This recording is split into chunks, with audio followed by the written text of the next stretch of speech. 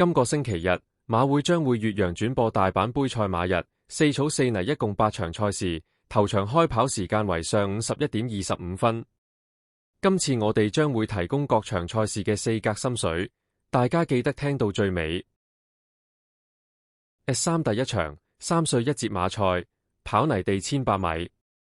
7號大成翡翠2月第一次出賽跑1600米，最後嗰段見佢鬥心好強，結果成功攞到冠軍。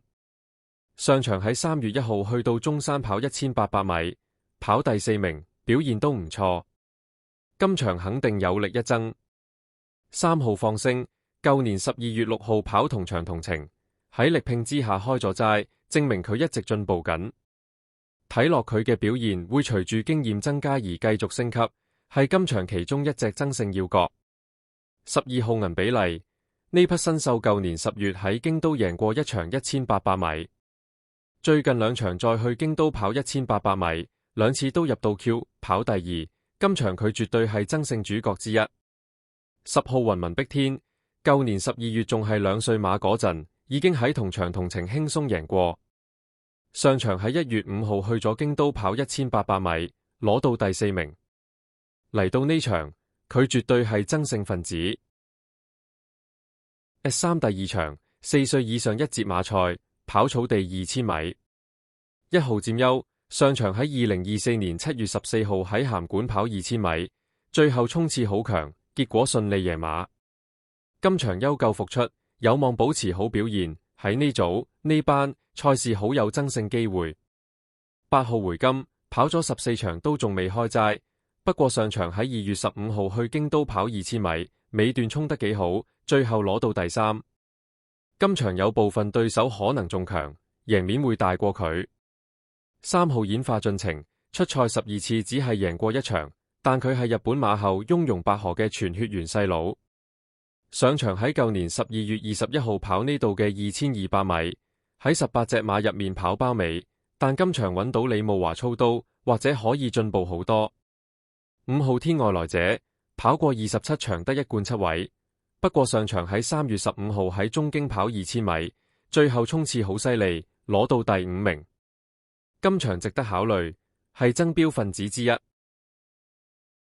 S3 第3場4歲以上2節馬賽，跑泥地1800米。6號韋囂將，上場係佢今季第3次出賽，跑一場級別比今場低啲嘅賽事，拼搏之下保住勝局，表現有進步。1800米應該係佢嘅首本路程。3號武王，跑咗9次同程賽事，全部都跑入前6名。跑同場同程絕對係有跡可尋。11號勇悍覺醒，轉跑泥地之後表現好穩陣，場場都入前6。之前跑過一場級別低啲嘅同場同程，大勝7個馬位。上場喺同場跑第2攞亞軍，證明佢好中意呢個場地。今場有望再做爭勝分子。8號大犀牛，由草地轉跑泥地第1場就大勝6個馬位開齋，實力好強。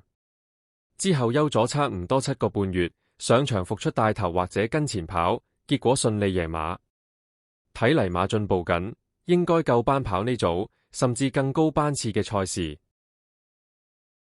S3 第4場4歲以上2節馬賽，跑草地1800米。5號時間神助，平時跑開1800米，升咗上呢班之後跑咗3場，分別跑第16、第2同第4。佢爆發力就普通啲，但如果擺喺前面跑，鬥心就好強。最好就係有遠地跑，之前就係喺呢種場地攞到亞軍。10號好登堡，呢隻馬比較遲熟，早期喺 JRA 中央競馬贏唔到，轉去地方賽場之後喺原田贏咗好多次。早排轉返嚟中央跑，即刻好輕鬆咁贏咗場1節馬賽。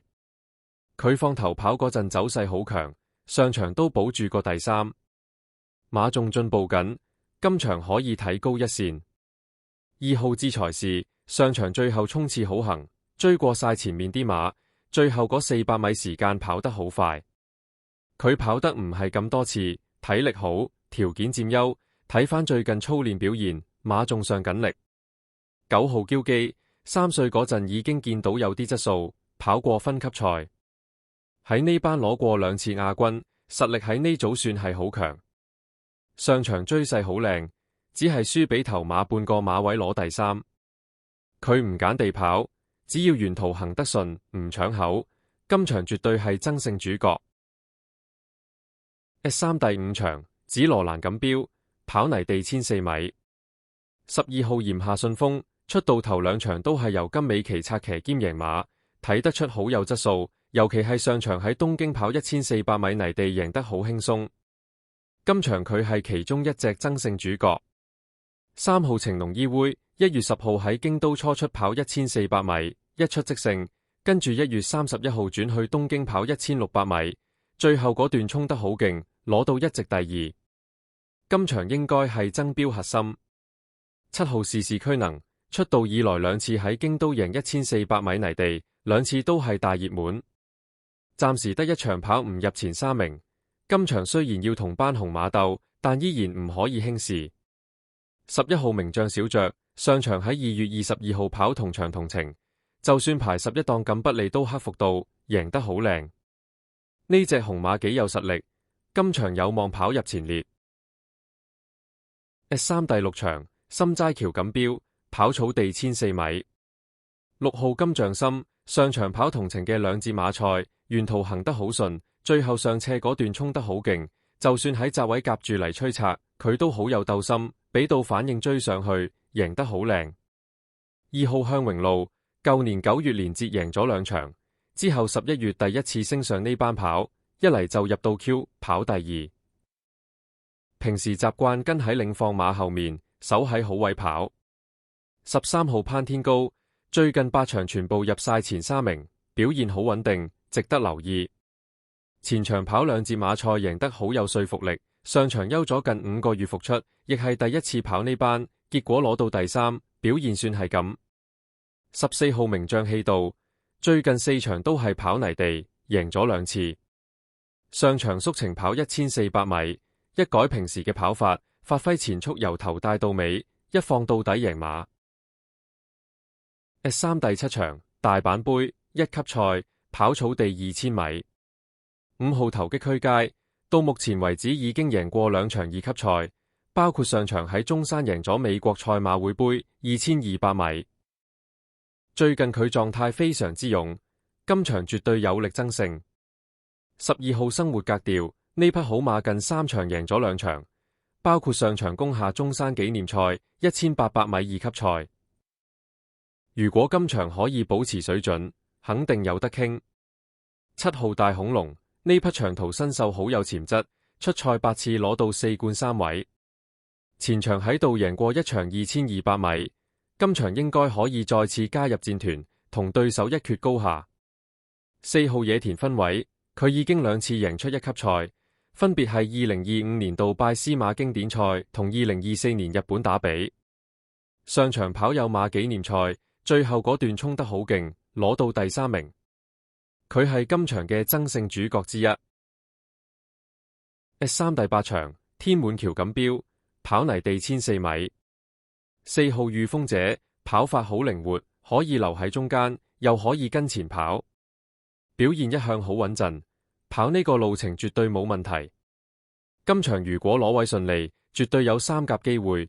不過最後衝刺力可能比唔上其他幾隻強手。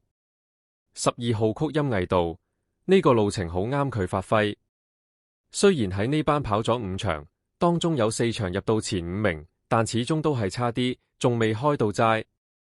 16號亮希望喺呢個場跑呢個路程，一向都有跡可尋。上場喺阪神跑場低一班嘅1400米泥地，最後衝得好犀利，贏得好靚。14號旱熱風呢隻父係何其熱嘅女，自從舊年10月轉跑泥地之後，表現都幾好，4場都入到前5。1月嗰陣贏咗場低一班嘅1200米，贏成個幾馬位。上場第一次升班跑，輸個幾馬位攞第4，表現算係交代有餘。DWQ 賽馬頻道已經設立會員區，將於每個香港賽日提供投注策略。每個月只需50蚊，仲等？即刻撳加入我哋，收聽我哋嘅獨家猛料啦！多謝收聽，請訂閱、分享、讚好及留言。